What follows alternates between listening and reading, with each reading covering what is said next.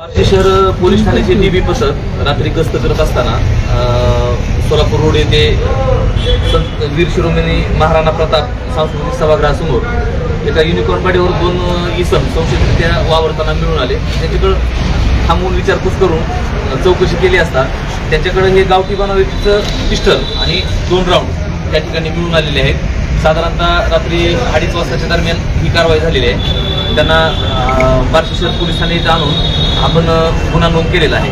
तर ही युनिकॉर्न सुद्धा चोरीचीच आहे आणि हे पिस्टल आणि राऊंड त्यांच्याकडं मिळालेले आहेत. माननीय पोलीस अधीक्षक श्री अतुल कुलकर्णी, अपर पोलीस अधीक्षक श्री प्रीतम यावतकर, DYSP श्री अशोक सायकर सर यांच्या मार्गदर्शनाखाली बार्शी शहर पोलीस ठाण्याचे डीबी पथकाचे PSI उमाकांत पुंजे, उदार, बहिरे, भांगे, मुठाळ, साठे, माने, देशमुख, उघडे, अविनाश पवार, दबडे, नितनाथ आणि जाधवर या सर्वांनी ही कामगिरी केलेली आहे.